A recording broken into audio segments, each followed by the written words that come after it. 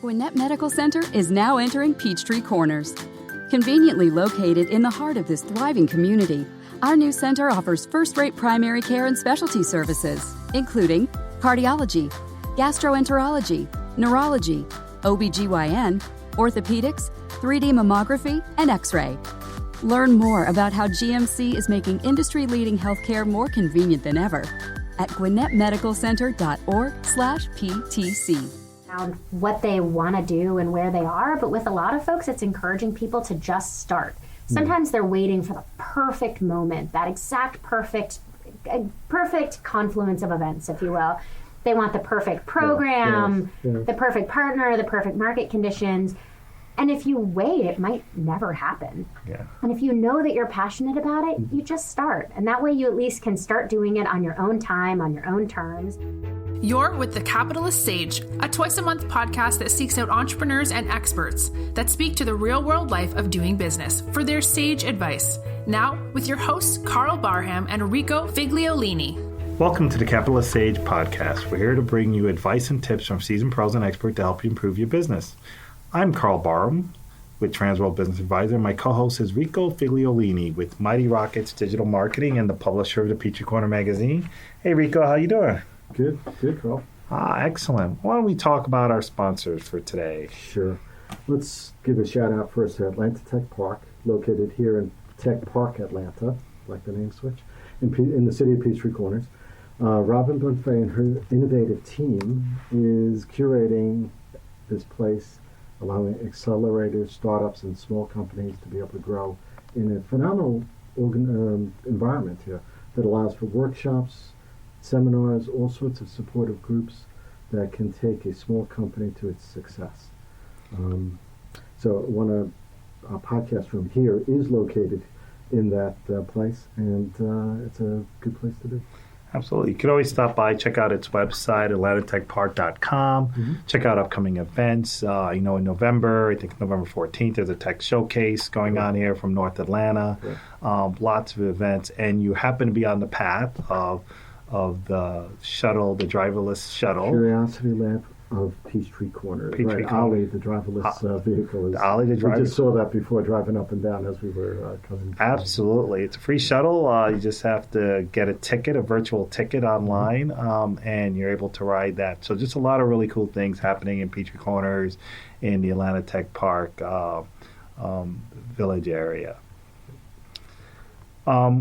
Today, I'd like to welcome today's guest, Erin Igleheart, Program Manager with the Start Me Accelerator program and affiliated with the Emory University Business School, which is an outstanding program that helps local entrepreneurs help grow their business, learn some critical business skills, and skills that help them to grow their business.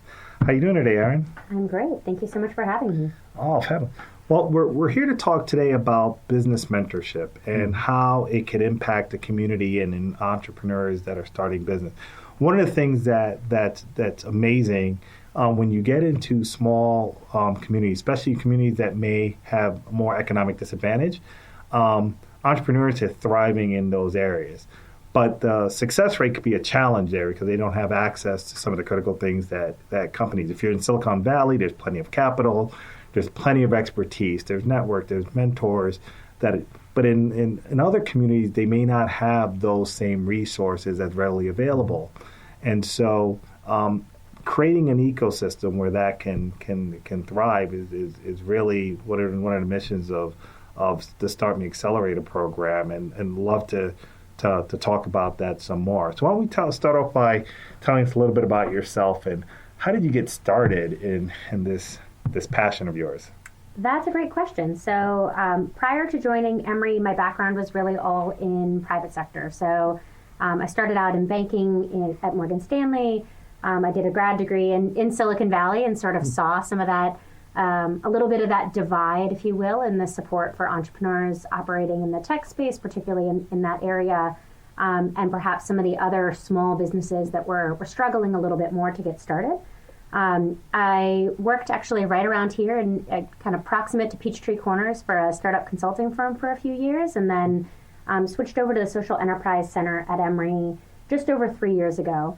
where I was really looking to kind of marry those business skills with more of a community focus and a community impact component.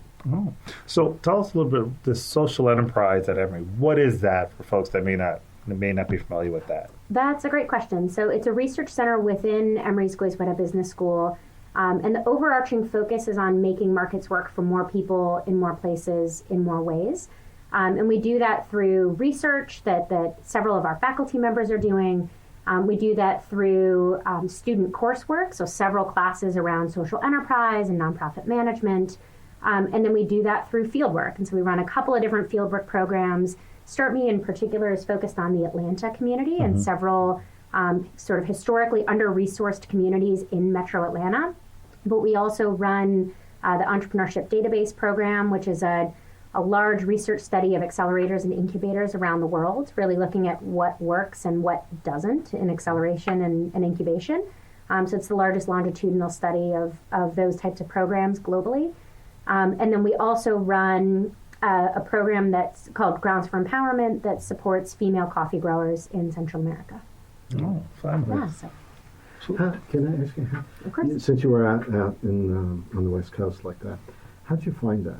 I mean, being a woman in the midst of, I guess, stereotypical of what the research shows right now, it's mostly men being hired. How'd you find that, working in a field like that, in that environment? That's a good question. So I was in grad school while I was out there, so you're in a little bit of a bubble as it is. Right. And I really loved living out there, but I didn't necessarily get the bug, if you will, to stick around. I felt like I answered a lot of times the question of like why I didn't have an app or why I didn't have my own tech startup, which I respect as a path for entrepreneurs. Absolutely, it just wasn't a path that I was on. Right. It was a conversation I felt like I sort of had over and over again. Right.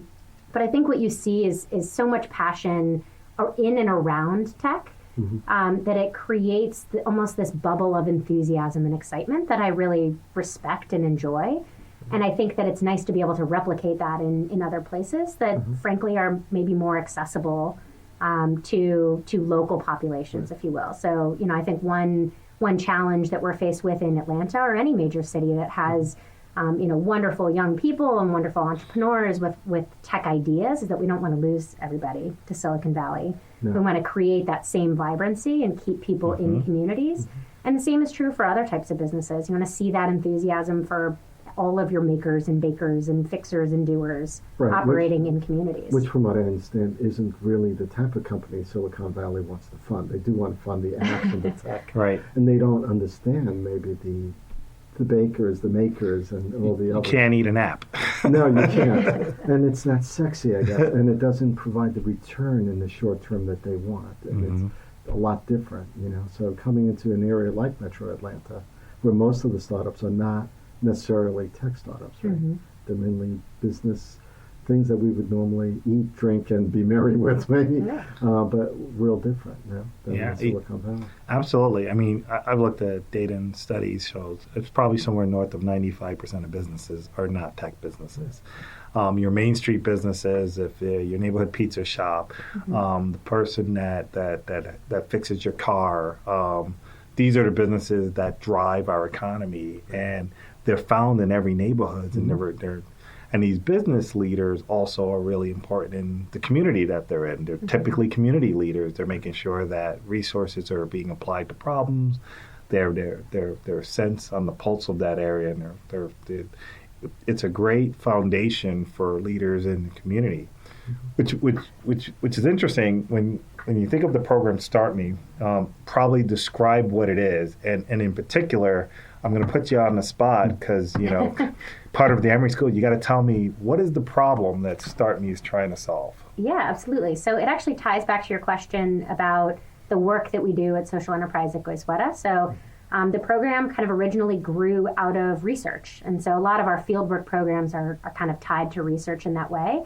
But one of my colleagues, Professor Peter Roberts, was really looking at what some of the differences are between communities with higher concentrations of poverty and lower concentrations of poverty across the United States. So kind of zip code by zip code. And one of the things that he found was that there really isn't a marked difference in the number of big businesses per capita. but there's on average about a 26% gap in the number of micro businesses per capita. And so those are your local moms and pops. It's your auto body shops, it's your catering companies, it's your local hair salons and natural hair care providers.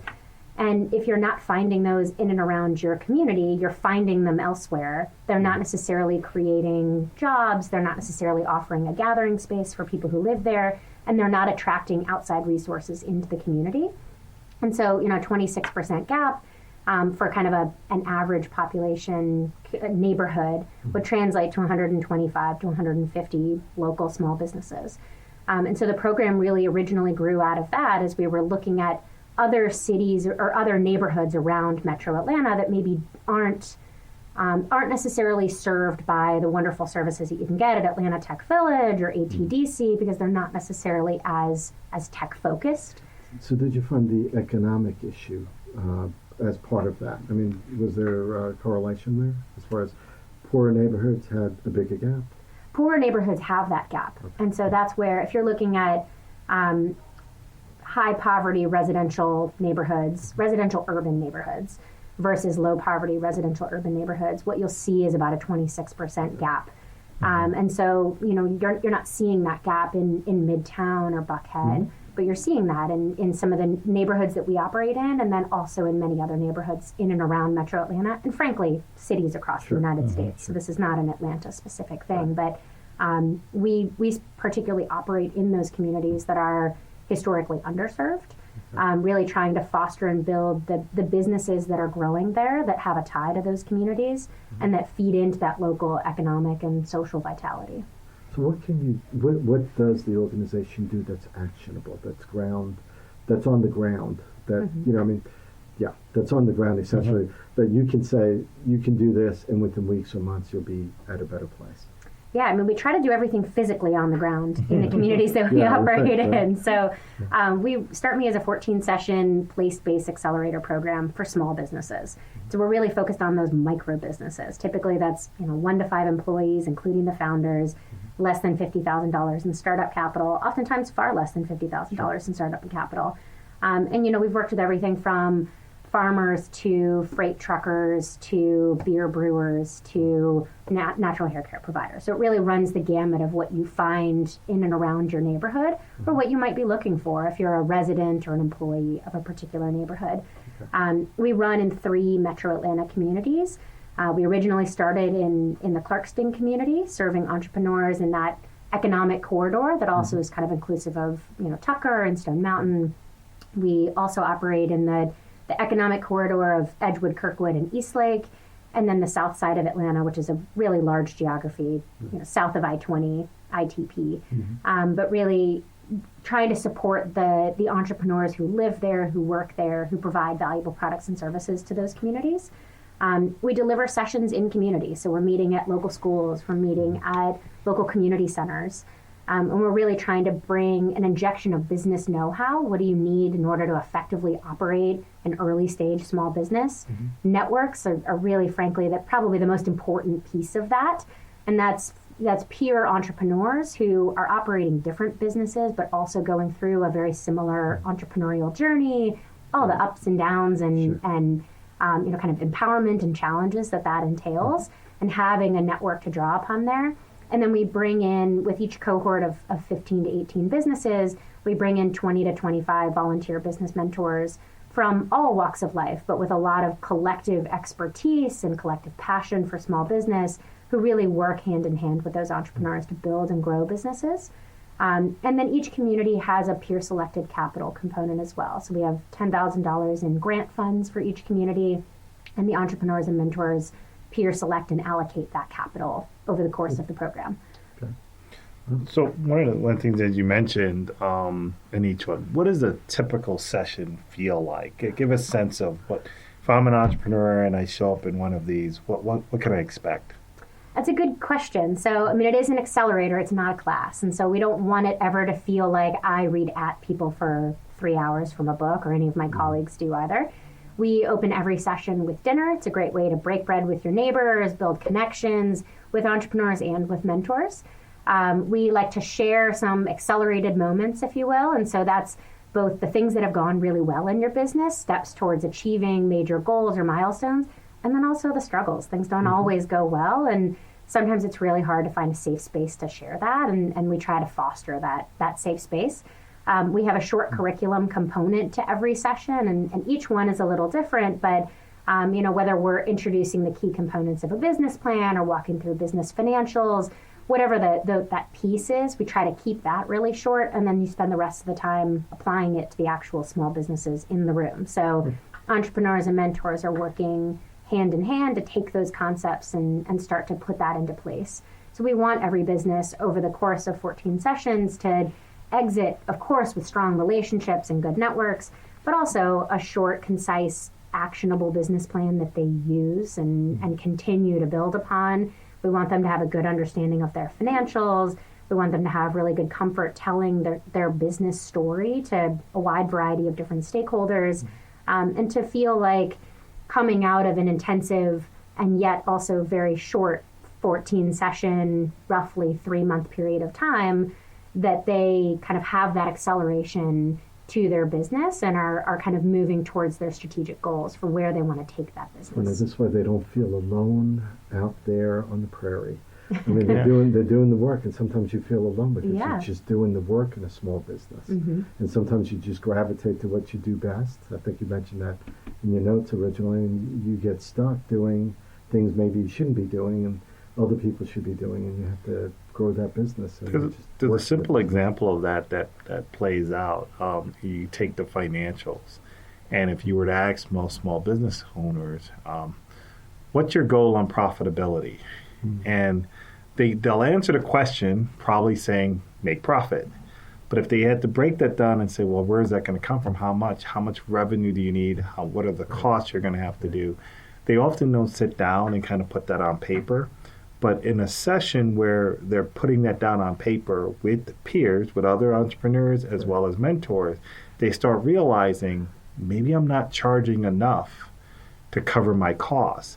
Now imagine not doing that math on paper before you actually go out there and start implementing it. By the time you find out that you're not, the math isn't working, you're already in debt, you're already struggling, you're already frustrated.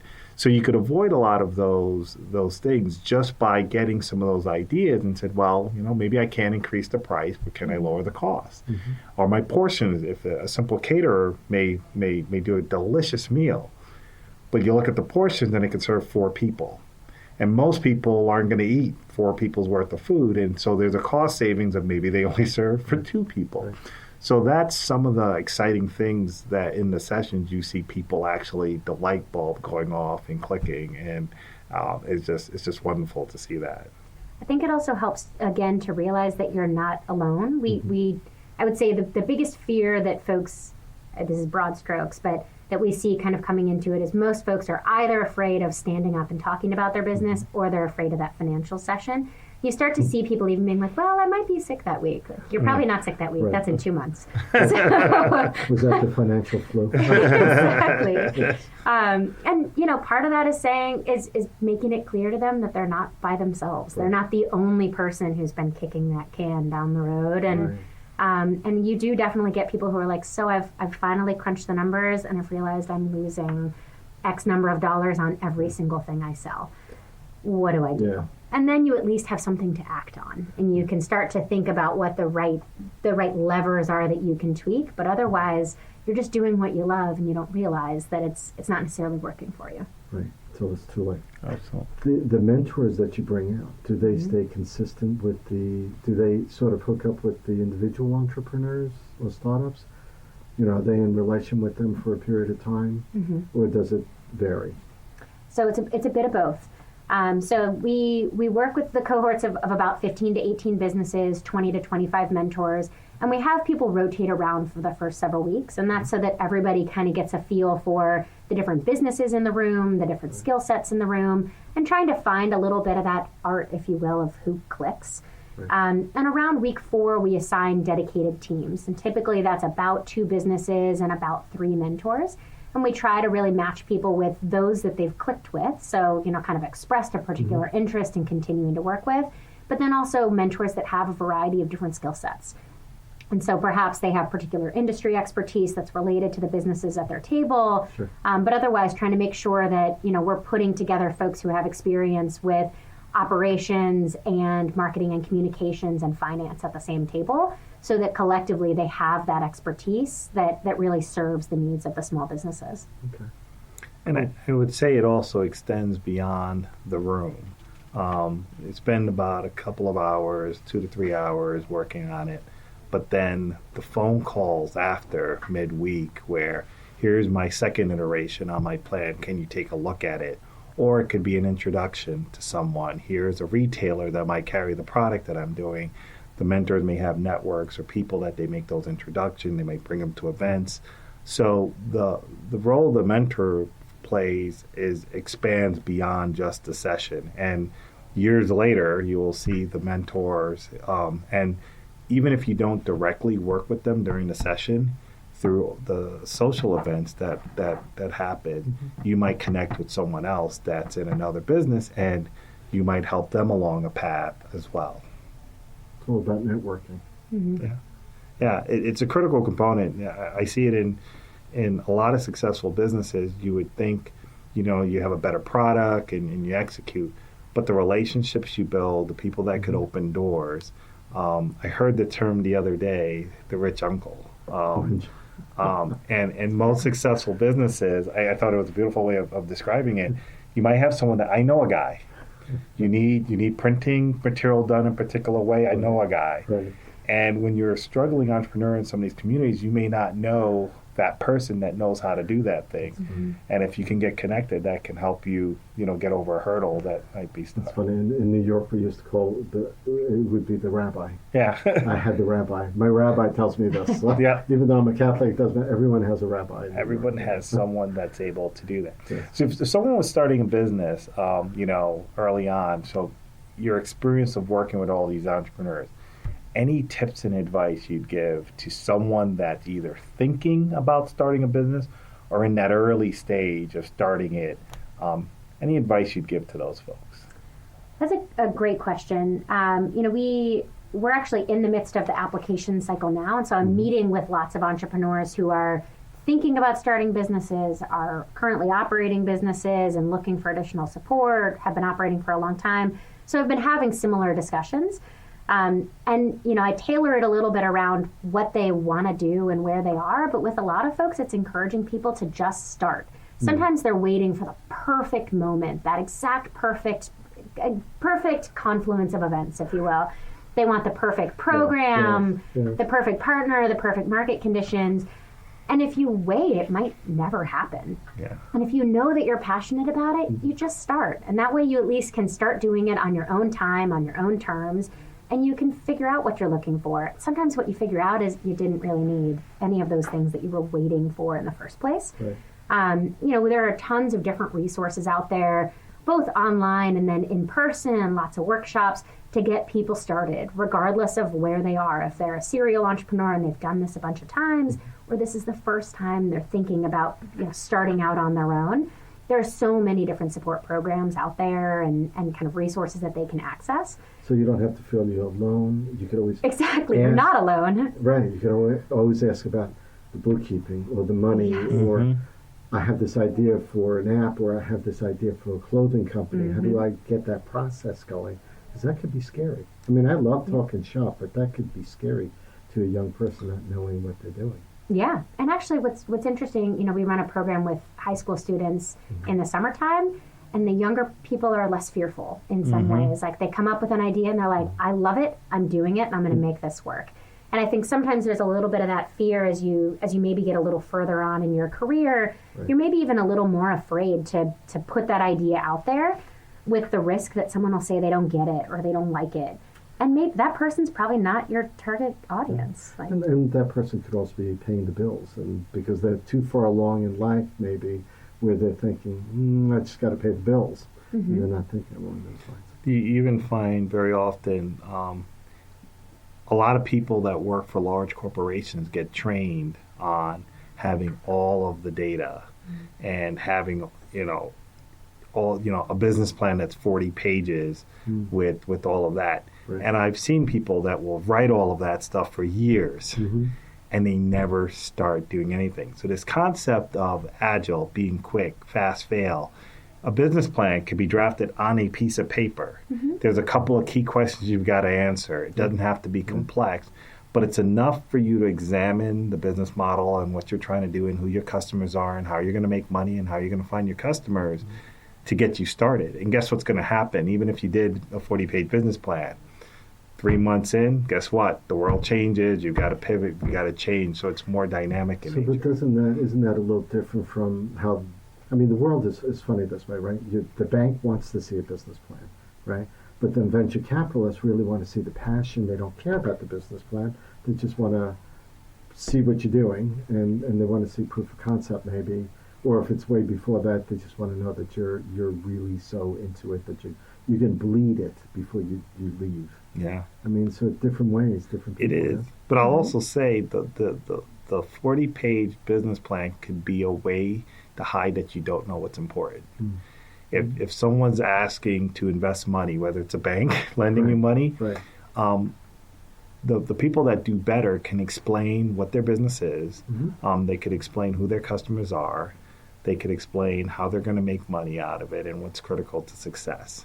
And whether they do it on 1 page or a 5-minute pitch, or they do it on a half hour or an hour-long presentation and 40 pages, the essence of that, you got to still answer those questions in there. And so for small businesses, if we're talking micro businesses, you don't need a 40-page business plan. No, to get started, you need to think through some things, but it's about taking action and being prepared to put yourself out there. There's no illusion. Every entrepreneur, I think, would tell you it's a lot of hard work at the beginning, but the passion carries them through. A support network around them, and a little bit of knowledge will carry them pretty long way. And I think it's okay to be comfortable with the fact that it's not going to be perfect the first time. The first time you outline or draft your business plan, you're going to get a bunch of things wrong, but you've got to make smart assumptions and figure out what you don't yet know and then revisit it. And it's a living document that will grow and change over time, or you hope it grows and changes over time. But I think taking that first leap and putting some words down on paper goes a long way. And then doubling back a little bit to what we were talking about before, find a network. Find people who have gone through a similar experience, who are micro business owners in different industries or the same industry, and find mentors who can coach you and support you and are really just excited to see you thrive. And there are different ways that you can do that, whether you're an extroverted person and you love to go to networking-oriented events, or there are a lot of ways that you can do that work for more introverted individuals as well. But I think finding those people who are good sounding boards, who don't have as much of the emotional investment that you have, and maybe can see past some of the flaws, can be invaluable in helping you kind of cultivate that early stage business idea. For sure. So I'm curious. This is a great program, and it's out there for folks. But what if you're in the business community and you want to get involved? What are the ways that they can help their communities and/or get involved with this program? That's a good question, and there's a couple of different ways that we sort of broadly engage different people. So one is in investing in local community programs. So that's in supporting programs like ours that are free and support local small businesses in Metro Atlanta. But there are also other organizations and programs out there that are doing really important work. And in order to do that, you need financial resources in order to make that continue to work. You can also invest your time. I mean, a big part of the value of what we bring together is bringing together in networks of excited, engaged, passionate people who are really passionate about supporting the entrepreneurs in the room. And so much of what we need is really good business skills, really good passion, and kind of that passion for helping others and asking the right questions and kind of supporting the growth and interests of others who are starting small businesses. And then the last thing is being a good community member yourself. Some of that is captured in Small Business Saturday, one day a year, but that is supporting your local businesses. That's sourcing locally. That's finding local providers if you're looking for a website or you're looking for a wine shop or whatever it might be. And that doesn't mean that everything you buy needs to be local. But you can find a lot of wonderful local businesses through business owners associations, by looking at the shops around you, by figuring out what the kinds of businesses that your neighbors are operating formally or informally out of their homes, and supporting that. And you think about the holiday season is coming up, and I know lots of people are going to be doing gifts for various reasons. Not only is it around Thanksgiving, the season for giving, there's a lot of gifts that are being had. Supporting your local small business in these communities is a great way. If they wanted to learn where they can find some of these businesses out there, where they can purchase things and support in that way, how do they find that? So we, on our own website, keep a kind of a shopping guide, if you will, of our local small businesses. So we worked with about 200 businesses across Metro Atlanta. And, they do everything, if you think about it. So, some are offering the kinds of products and services that you might typically see around the holidays. So lots of different caterers. For after the holidays, we've got lots of folks that are focused on health and wellness and physical fitness. We have folks who are doing lawn care and repair and help people get their homes ready with spring cleaning. For small business owners, we have those who work in digital media and build beautiful websites. So they kind of run the gamut. But, those are 200 businesses that collectively are doing wonderful things in Atlanta. But you can also find lots of great businesses right around you, wherever you are. I mean, looking around Peachtree Corner, there are so many right here that you'd be able to draw upon. And that's, walking into a local shop and asking. That's when something pops up in a social media news feed that's a local business, it's checking it out. There are great festivals and events. Indie craft experience is always a really fun one if you're interested in makers and kind of handmade and vintage products. And Johns Creek Festival just had, I think that was this past weekend. Perfect. Right, lots of local makers on that. Yeah, Refuge Market over at Refuge Coffee in Clarkston is a wonderful one. And that's a lot of new Americans and refugees that are building and selling beautiful products. And a lot of times those are really fun things to pick out for others. I'm not necessarily much of a shopper myself, but I love shopping for other people. And I think it's really fun to find something that looks like it would be really special to a parent or a significant other or a child, and feel like I put a lot of thought and energy into selecting something for them. It's always nice to find something different rather than going and find the same product at the same 3 stores. That's and there's often a story behind it. When you see a lot of these products, where it was made, how it was made, the traditions, the culture that's built into it is also, a great way to get. And what if somebody wanted to be a mentor? How do they get involved in that process? That's a great question. So we do engage a lot of mentors. We have about 80 volunteer mentors across our 3 programs. Our programs largely run from January through the very beginning of April. And so what we really have mentors do is they're there week in and week out, meeting and working with entrepreneurs. So it's very much a hands-on role. And then throughout the rest of the year, we do other programming. You had mentioned some of the social activities. We do also mentor office hours where mentors continue to kind of plug in. So we do try to continue to foster that network. Folks can really find a lot of that information on our website. So we're at startmeatl.org. There's a mentor tab under kind of get involved and who we're working with. But we work with business professionals from across Metro Atlanta with a wide variety of different skill sets. Entrepreneurs oftentimes make for fantastic mentors. They get what it's like to work on a business and in a business and balancing wearing all of the hats with also everything else going on in and around their lives. And if people aren't ready yet, they can go to Facebook or Instagram for Start Me ATL. Exactly, yep. Right. Cool. Yeah, we're all over our social media as well. That's where you can certainly also find out about local small businesses to shop. But you can also find out about ways to continue to engage. And I think it's a fun way to put your business skills to work in supporting other individuals. And I find it to be really rewarding to be there week in and week out. But it's really fascinating to see how much ground you can cover in a small business and how much excitement people have coming out of a 14-session accelerator for what the months and years after that hold. Amazing. So the website is startmeatl.org. If you want to find out more information about the Start Me program, fine. And I know there's a deadline coming up soon 20th. for entrepreneurs, people that are looking. When our applications due? Yeah, they're due this weekend, so it's an exciting stretch for us. We're approaching the very end of our application cycle for entrepreneurs interested in going through the program come January. So we're open through October 20th, and then all applications go through a detailed paper review. We do a selection night, and from all the applications, we're selecting 15 to 18 businesses per cohort, and then we're running all those cohorts in parallel. So we're in Eastlake on Tuesdays, Clarkston on Wednesdays, and the Southside on Thursdays, working with entrepreneurs, kind of night after night after night to build those businesses. If they miss the 20th, and the sessions start in January, is there another set of sessions later in the year next year? That's our next set of sessions for kind of accelerator. Right. For this particular program. We do also keep a really detailed resources page. So we think not only is it important to support entrepreneurs through our program, but really important to connect people to other resources in and around Metro Atlanta and then also online. So we keep a running calendar of upcoming events that we think are really helpful to small businesses.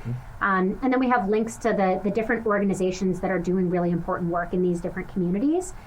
Whether it's for those who are just trying to decide if entrepreneurship is a good fit, to those who are operating really established businesses and just looking for that support system as they're kind of taking the next step in scaling or expanding or even thinking about selling. Well, I want to thank you so much, Erin, for joining us today. Erin is program manager with Start Me and works with at Emory University Graduate Business School. You shared a lot of information, a lot of insight for people, and I don't know if people realize how much is going out there in the community, and just being aware that there's resources available for people to be entrepreneurs. And it's not always have to be a big tech idea. It could be as simple as a micro business that is being grown, and there's support there for that. We'd also like to thank Atlanta Tech Park for hosting the Capitalist Sage podcast. We're here every month and get to talk with folks and have a great conversation about business. Great place to work, great environment to follow your entrepreneurial pursuits as they come through. Rico, what do we have coming up?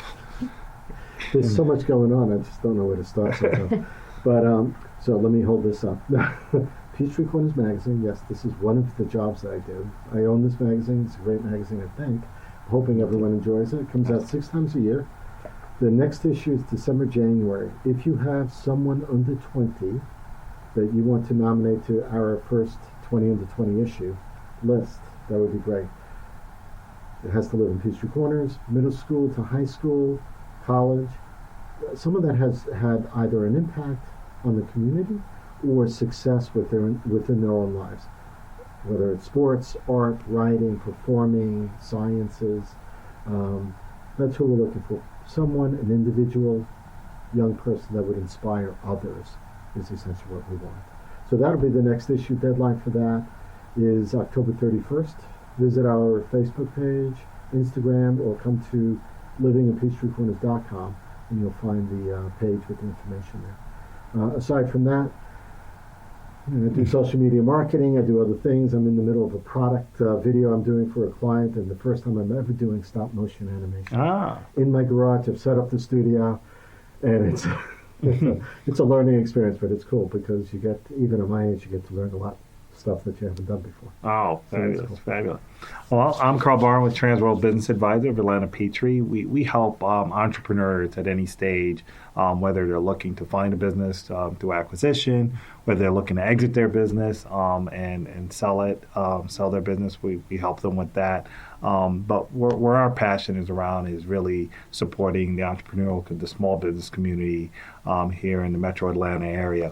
You could find out more about our process and what we do at www.tworld.com/Atlanta Peachtree.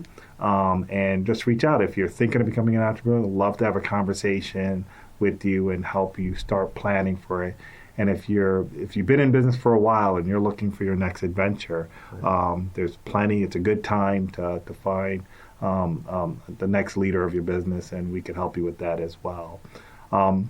Again, thank you, Erin, for joining us today, and we want to thank everybody out there for listening to this podcast and following us on Facebook, Thanks, Erin. Twitter. Facebook, Twitter, Instagram, YouTube. You can listen to the YouTube video from this, which when I post it, or you can get the podcast on iHeart, Spotify, Boxcast, SoundCloud, anywhere, iTunes, anywhere you find it. And Living in Peachtree Corners as well. LivingInPeachtreeCorners.com. Absolutely. Well, thank you, everybody. Have a great day. Thank you. This has been The Capitalist Sage with Karl Barham and Rico Figliolini, the twice-a-month podcast with entrepreneurs and business experts. We hope you enjoyed this episode. Want more? Visit our website at capitalistsagepodcast.com.